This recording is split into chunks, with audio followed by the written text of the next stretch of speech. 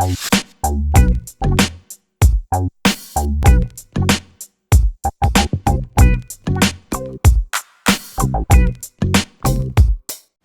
this is Glenn. We're making money with storage unit auctions. Title of this video, Picking Profits versus Storage Auction Profits. I got a letter some time ago and I just thought, hey, it would be real cool to do it as a video.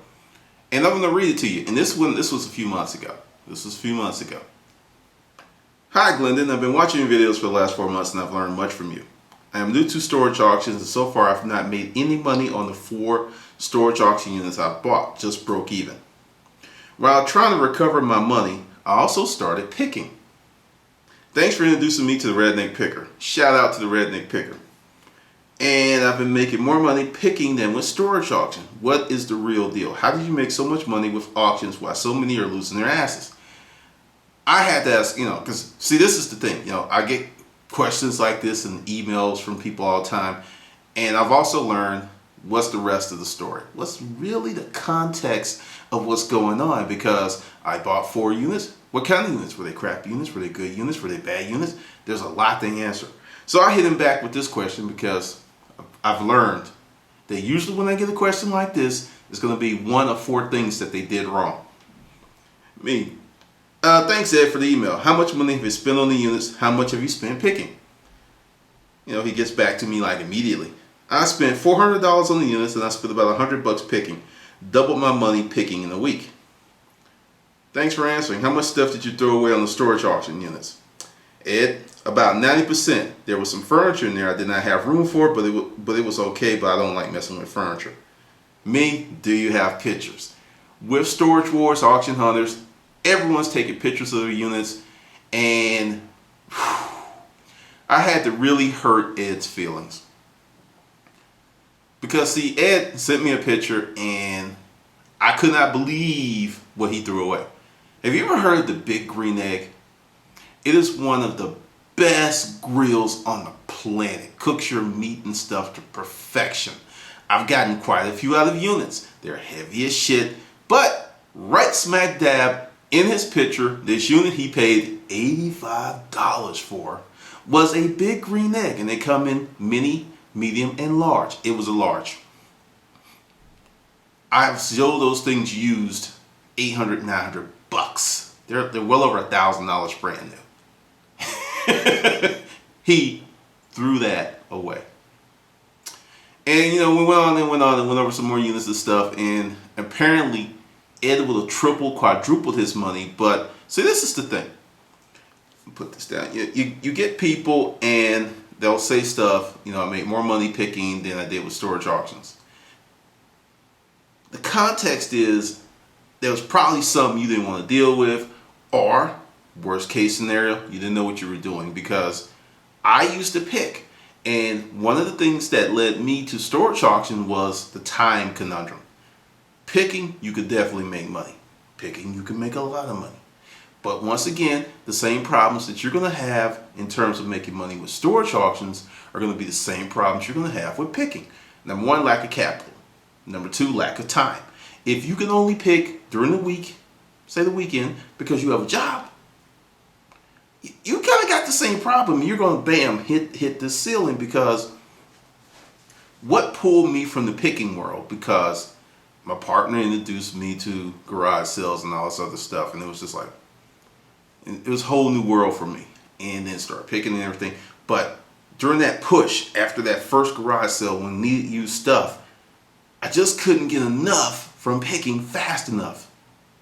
Understand, you can make a grip of money picking. But there's going to be a huge difference in your income versus whether you do it part-time or full-time. That's like anything else in the world. And, with Ed, we went through some stuff, and, and he didn't buy the book. He bought the book, and he's just, oh hell, I would have saved myself some money. But going back to the core deal of this video, picking versus storage auction profit, really depends on where you are and what you want to do. I totally get there's a lot of people that don't want to deal with all the trash that you're going to come across when you deal with storage auctions. Trash is going to be a huge part of it.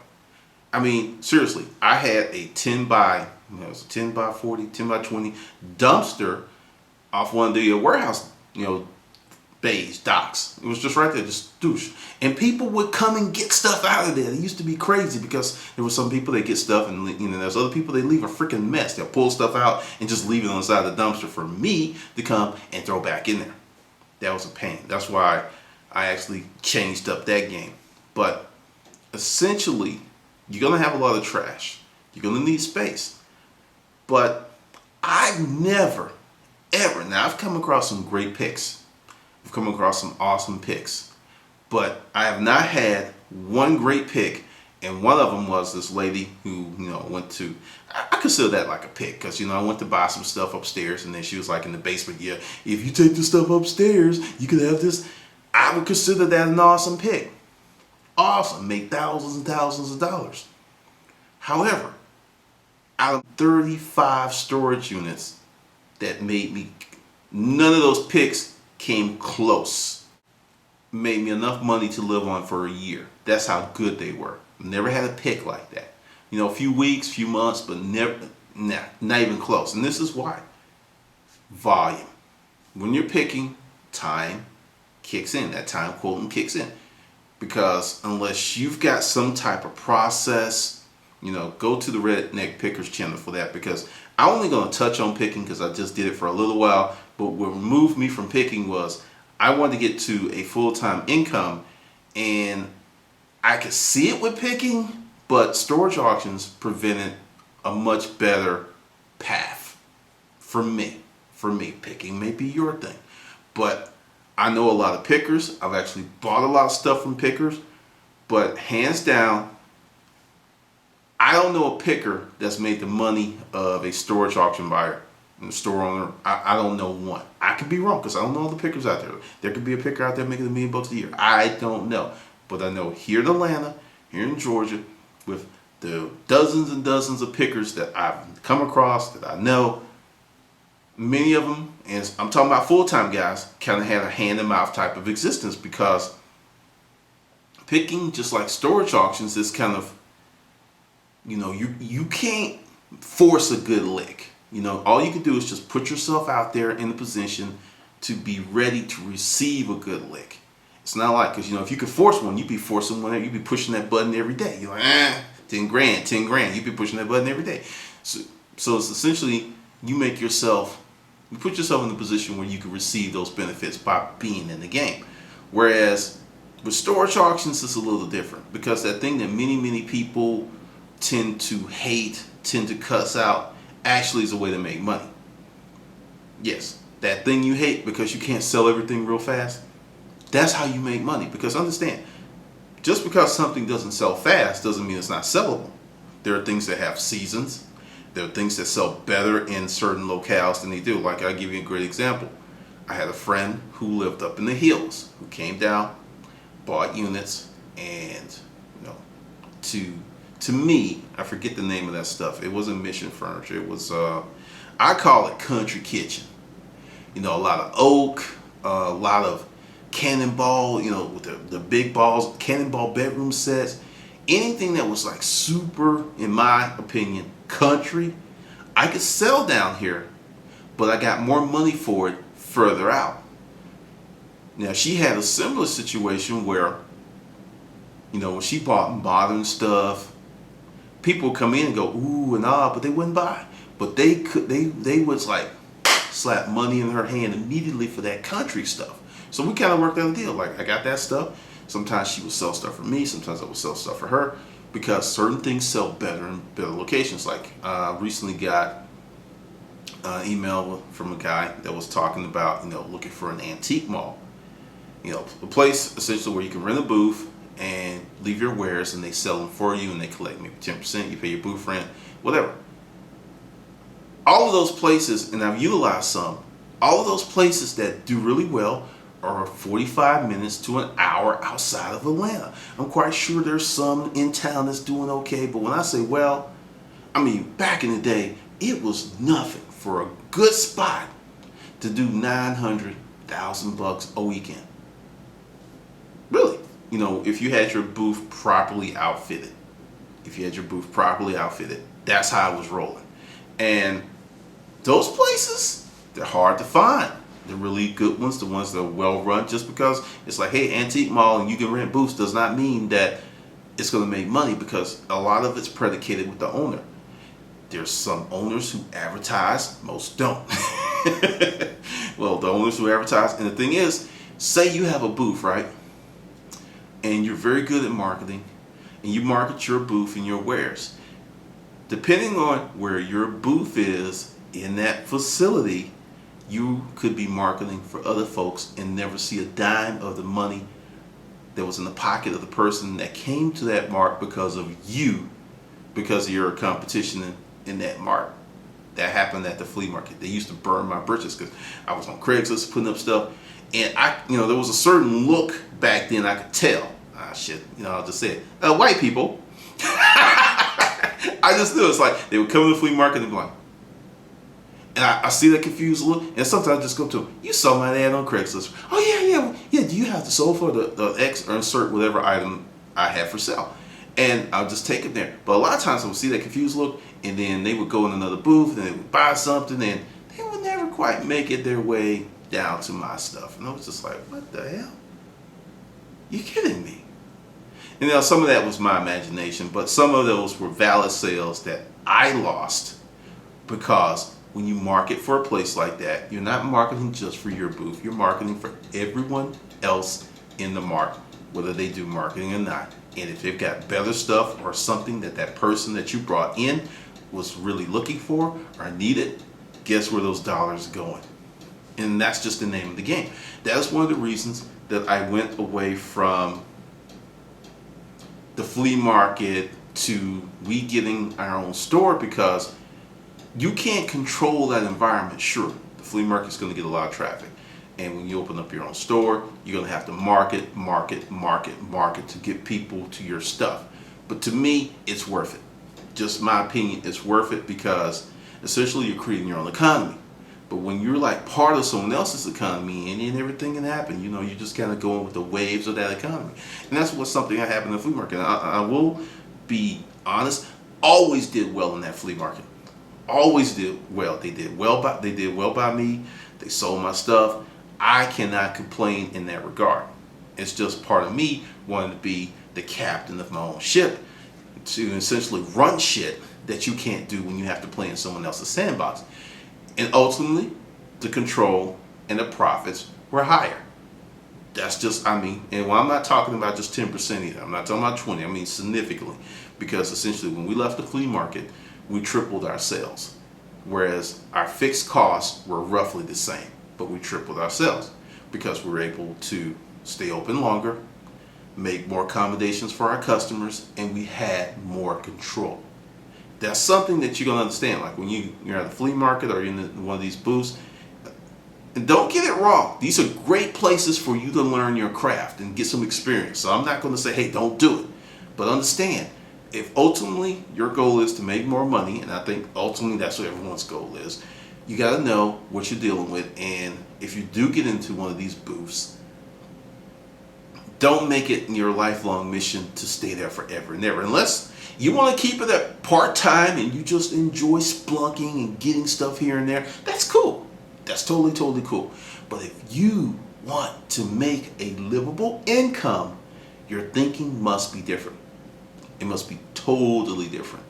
And picking, for me, is a great way to learn the business.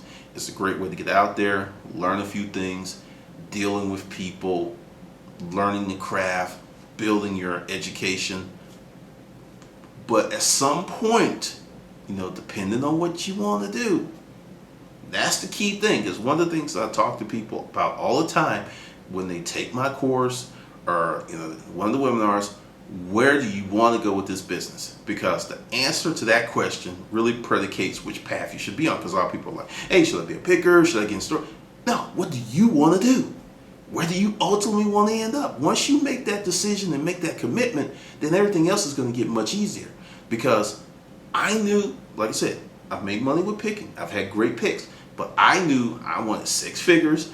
And, I'll just walk you through the process I walked myself through. It's like, okay, I'm running this other business, so essentially I can only pick on the weekends, okay? Even with hyper picking, where you get your ass up at 6 and you go from 6 to 6, because at these garage sales, you got people, most people close down around 3, but you got some people that'll be there all day, or they don't take the stuff down, and you could knock on the door and like, hey, you know, I know you were having garage sales, that stuff for sale, still for sale, and hey, here's a tip for you.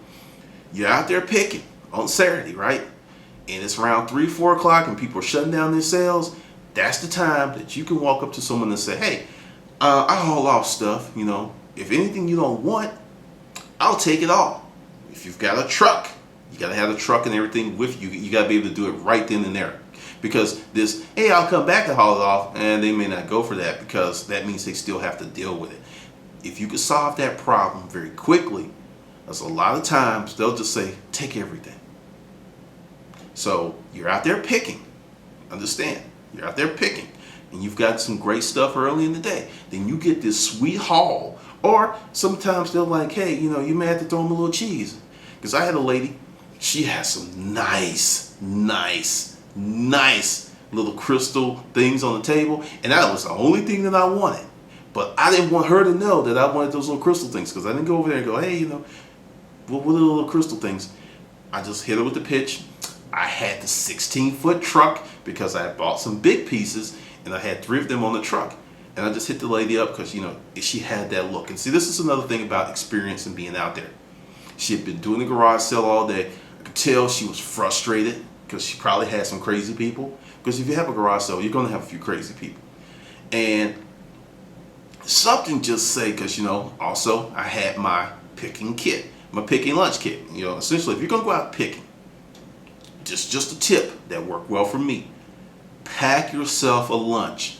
Some sandwiches, a little cooler with some ice, and a bunch of water and some sodas. You know, I had like a large cooler, and I had sandwiches and stuff, and had some fruit, because actually fruit's a great thing to snack on when you're picking, because it doesn't really weigh you down and it gives you energy. So I had my bananas and stuff in there, and I went up in there, and for some reason I just had some grape juice. I went to the truck, got the little grape juice thing, popped the top, and it's like, hey, here's some grape juice. And she said, oh God, this is my favorite, and I really need this. And you know, she got the little drink and everything. She was drinking and everything, and her whole mood just changed, because I just gave her something that she needed, a little pick-me-up, nothing crazy, just like one human being human to another human being. And she's like, you know what, if you can make all this stuff disappear before I have to leave, because I was going to pay some kids just to haul this stuff in my garage, because, you know, she had something else like, she can make this stuff disappear before I leave, you can have it. Sure. She ain't say nothing but the word, because I went up there to the truck, because this is the thing. When you have the infrastructure, you're prepared for the opportunities like this that will arise. I had bins, I had blankets, because first thing I did was grab all the big stuff, which was easy. Put it on the truck, and she went inside, she came out, and she was like shocked that I had all the furniture on the truck in maybe like 15 minutes. I was sweating my ass off. She said, oh my God, you've done this before. It's what I do for a living. And just sitting in there. And the last thing that I put on the truck was the crystal. Understand, when you're doing these type of deals, you don't want anything that lets them know that they just gave you a grip. And, you know, we're sitting there talking, and I just put, you know, little crystal things in blankets, wrap them all up, put them in the bin, crystal. And, you know, and a few I handled a little rough. You know, I didn't want her to know that's what I wanted, because when I picked up one, it said the leak, and I was, ah! You know, I was just like, because if you know anything about Lalique, look it up on eBay. Look it up on eBay. But essentially, those little crystal pieces collectively, and there was about 40 of them, did about $1,200 on eBay. And I got them for free. And that's when I, you know, volume. That was one of the things that just taught me, because, you know, someone asked the question like, what were the hours for the warehouse?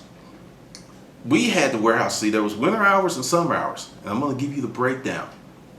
If you're going to do the type of deal I had during the summer, not a lot of point in you opening up before 10. And this is why. Because they're going to hit the traditional and the regular garage sales first. The real deal house, they're going to hit that stuff first. And if they don't find what they want, Then they're going to come check you out 10, 11, 12, up to 5, 5:30. I also had hours until, because I knew that you had that wave, because it started at 10 and they'll go to about 12. Like a little lull, then bam, from 12 to 3, it would drop off, and hardly anyone would come unless there were cars outside. But then again at 5, it would pick up again. So there was times on Saturday I was in the warehouse till 7. Not always. Typically there was some dog days where we had already met our goals by 12, because that was the thing, because I was just counting money, and like if we hit what we wanted to hit by 12, sometimes my partner would disappear. Sometimes I would shut down at 3, but a lot of times I would just hang out until they stopped coming, because I had nothing else to do but make money. So that's your summer. Now in the winter, there are no garage sales. You'll get those people first. You can open up at 8:30. As soon as you get there might be people waiting on you. But that's what's one of the little differences that happens in this business when you do this business. So just a little food for thought, for something for you to chew on. The biggest decision that you need to make if you're going to get into this resale space is, where do you want to go? Do you want to be a part-timer, just a collector, a splunker? Understand, there's nothing wrong with that. Nothing. Then do you really, weekends, getting in where you can, that's cool. But if you really want to make enough money to replace an income that you lost, or so you can quit a job that you hate, understand, you're going to have to really increase what you do, because essentially if you just go out to get your inventory 4 times a month, if you're going out to garage sales, you got 4 opportunities a month, say your Thursday, your Friday, your Saturday. Say you go out one weekend and it just totally sucks. Then you're down to 3 times. And say it rains, then you're down to 2 times. And I've seen people that would go to the flea market. That's one of the things that just turned me off about the flea market. Because if you were predicating, the weather, good crowd, there were so many things that could happen that could mess with your money at the flea market. I just couldn't stomach that. I was just like, I had people that I would just give them stuff after it went through 4, 5, or 6 sales cycles and just like blow it out. I'm quite sure they got over on me. I didn't care, because all that stuff was either going to go to Goodwill or the dump. So whatever they got is whatever they got, and I didn't really give a damn. But that's why you kind of have to build your own economy. In the beginning, it seems daunting. In the beginning, dealing with people, building a customer list. But I'm going to tell you, in the end, it's worth it, because while everyone else was like complaining, like, oh man, it rained last weekend. And that meant, and you could see it being reflected in their bidding. They didn't have any money because their capital was not replenished, because the rain just seriously put a cramp in their style. I didn't have that problem, because it was inside. People could come in, shop, do whatever they want to, and also the stacking of sales channels. Because that same time that we were selling on the weekend, Craigslist was rolling, eBay was rolling, Amazon was rolling. All that stuff was going on at the same time, because what a lot of people do in this game is do one at a time. They'll put some stuff up on eBay, they may have some stuff up on Amazon, but they don't really crank it out hard on each sales channel. And that's what we did, and that's what made us a little different, because whether we opened up Saturday or not, we were still going to make money. That was the thing. Saturdays, essentially the upscale garage sale was to essentially blow out stuff we could not sell online, give our customers an opportunity to get some deals, and 3, to present some stuff on Craigslist and just get people, because a lot of times people see stuff on Craigslist like, oh God, I can't come look at it this Saturday. And I would have a lot of appointments for Craigslist all set up. About 50% would not show up, another 50% did. And I could tell if they were serious just by the language on the phone. It's like, I'm coming, you still have it, blah, blah, blah, blah, blah. There was just certain tonality, certain questions, certain things they said that I knew they were going to buy if it met their price point, versus them not showing the hell up or just to mess around with me. But these are some things for you to think about. Let me just state once again, make sure you take time with yourself, your wife, who do the dog, or anyone else that needs to weigh in on this decision on what you're going to do with the resale business. Because if you're half immersed, you're going to get some half-ass results. I'm just letting you know that from jump. That's what you're going to get. And There are many people who are complaining, and essentially they're trying to make $1 out of 15 cents, but they've only put in a nickel. So they're trying to be fronted by, trying to get fronted on the 10 cents. So they're only putting in a nickel and they want $1. And they're mad. You shouldn't be mad. You shouldn't be mad at all, because really you're not doing the proper things. But that's some stuff. But the bottom line, just in my opinion, just me speaking to you, just me. Once you get your storage auction business together, once you get it all mature, get the shoulders on it, get it all sexy and everything, I don't think there'll be a picker in town that can touch you income-wise at all, close. As a matter of fact, you will become a resource for pickers to sell stuff to you, because you know how I feel about eBay, and for a lot of pickers, eBay is their number one way to move stuff. Followed by Amazon, then a lot of them deal with Craigslist, but also a lot of pickers do not like dealing with large objects. So Craigslist is more for the larger object things, furniture and stuff. But that's my opinion. If you have experience as a picker and you've made over 100 grand a year, put in the comments. Just say, hey, yeah, that's what I do from picking. Let me know, because I have not seen it. But I know several storage auction buyers who've crossed that figure and made way more than that. All right, this is Glendon with Making Money with Storage Unit Auctions.